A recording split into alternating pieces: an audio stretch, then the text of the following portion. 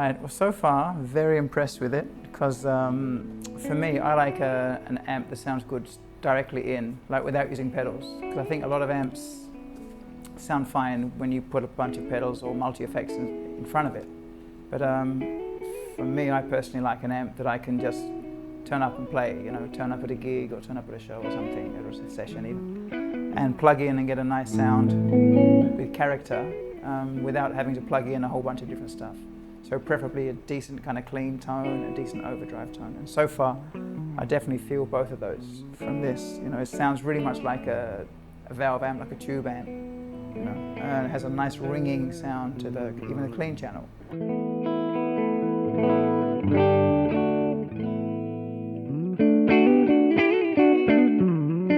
Yeah, to me it sounds really nice and natural, and the overdrive channel as well, directly straight in.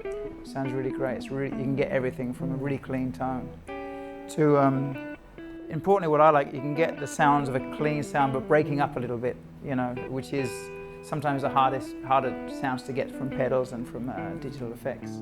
So I'm really impressed with it. It has this nice ringing sound. And if you hit hard, it starts to break up a little bit, you know. So yeah, so far really impressed.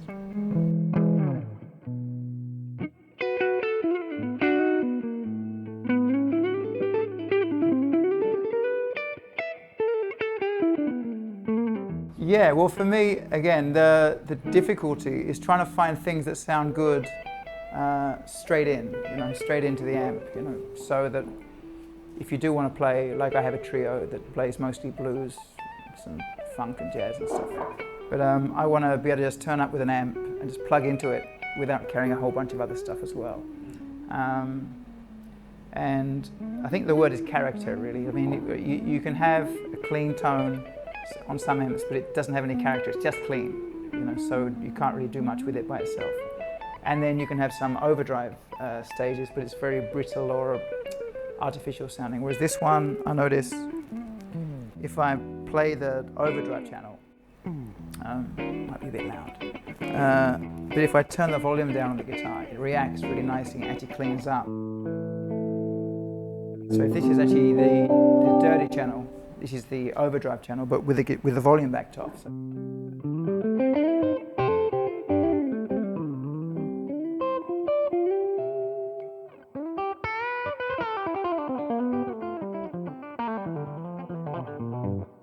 You can get quite a nice clean sound, clean sound for whatever other kind of music you want to play. And as you wind up the volume,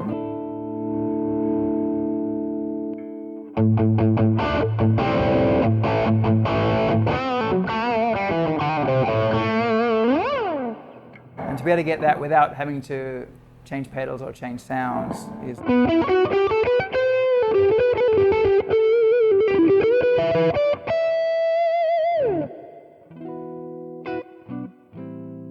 Which I really like. I like having that all without having to, you know, change sounds all the time.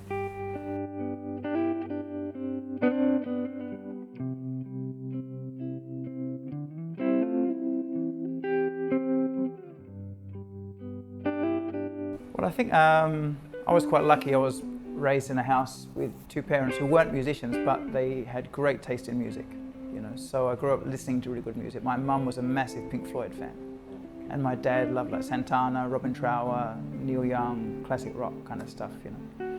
So I grew up already listening to good music. And then I think like a lot of musicians, they have a moment when they're maybe 10, 11, 12 years old or something, and they're listening to music, but we all listen to music, and most of us, we listen to the whole of it. But people who become musicians, I think they start to listen to music and they can hear, okay, the guitar's doing this, the bass is doing this, the drum's doing this. I wonder how you do that. And then you see, again, in my generation, there was much more live music on TV, like, because people were really interested in music. There wasn't quite so many distractions as there are now. So you'd see a guy, you know, on stage playing the guitar, and I thought that looked really cool.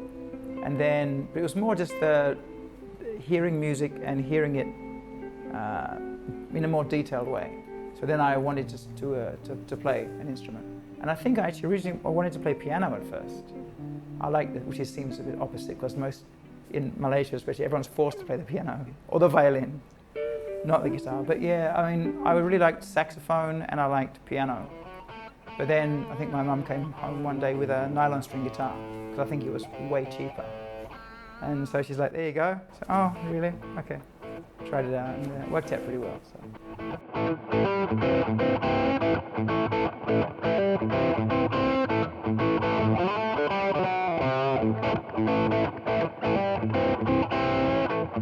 Yeah, again, it was because of what I was hearing when I was growing up. So I grew up with guys like Eric Clapton, Dave Gilmour, Carlos Santana.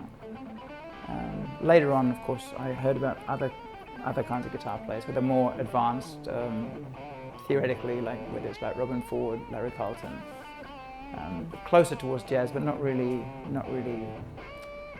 Mostly it was blues, you know, because I think blues, those guys, just by the way they bend the strings, you know, it was very different and very simple. Whether you play like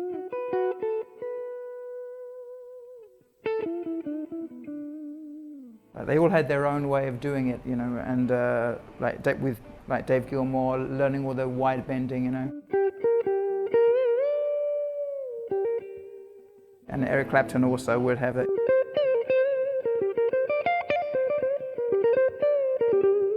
They're all playing the same notes, but everyone had a different touch, you know, a different way of doing it. And again, it wasn't very gimmicky, it was just trying to make the guitar really sing. I think that was what I really liked.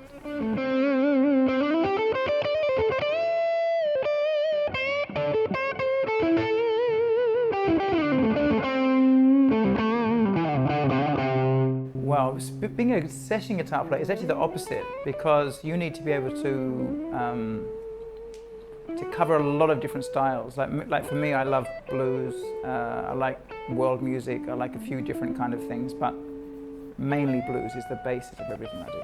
But if you're a session guitar player, you can't just go into a session and say, oh, I can play this style only. You have to be able to play everything, you know, like they might want you to do like a bossa nova kind of thing. And then the next track might be Metallica.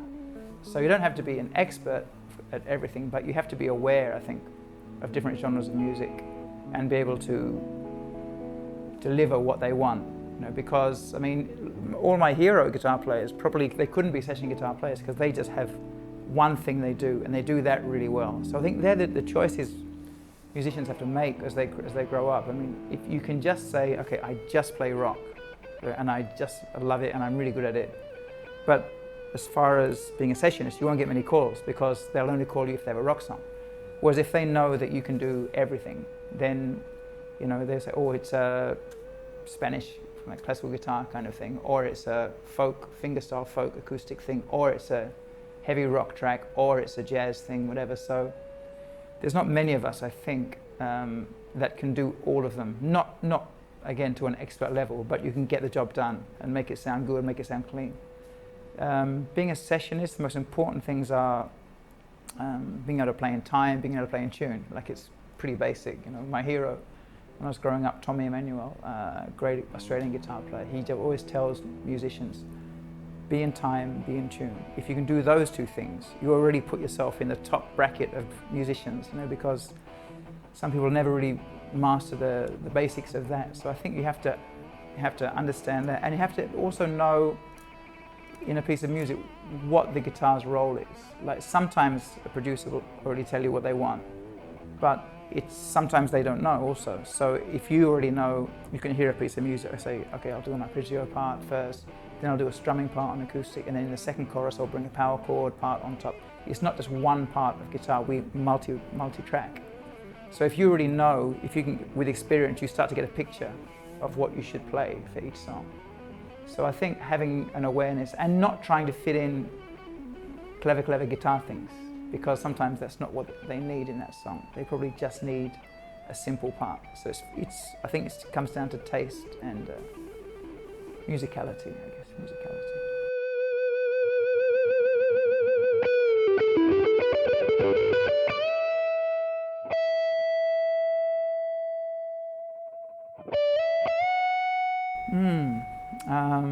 It's a weird time, of course, because we're filming this in the middle of the pandemic, and obviously live music is pretty much ground to a halt all over the world, you know. So a lot of musicians who play in clubs restaurants, Broadway shows, West End shows. A lot of those guys are pretty much dead at the moment. So as far as a career path, this is not probably the best time to be a musician.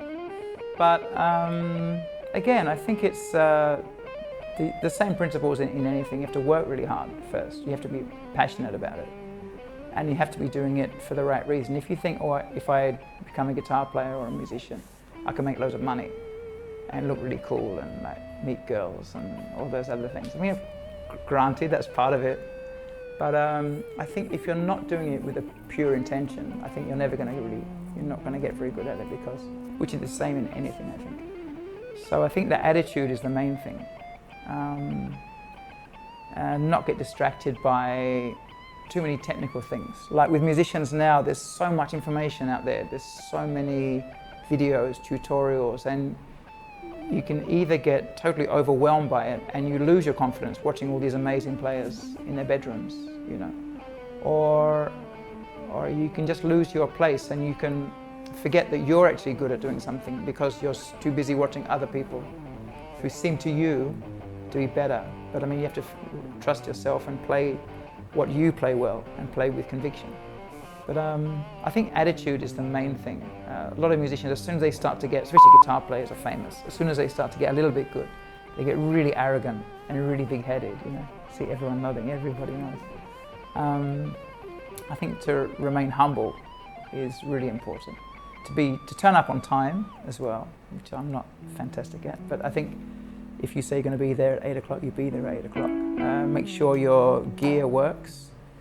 You don't need expensive gear. That's another trick. I think the trap to avoid for young guitar players is if your guitar sounds good, it doesn't make noise, it can play in tune, it's good enough already.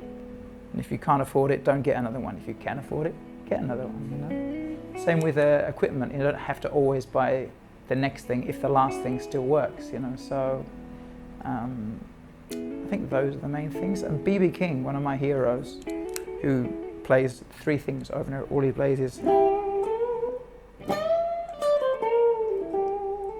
When they asked him, when you choose a new member for your band, because they used to tour all the time, they said, do you look at the personality or the musical ability? And he said 70% to 80%, it's the personality. He said, because we can teach him the music, but we can't teach him not to be. So I think the personality is very important.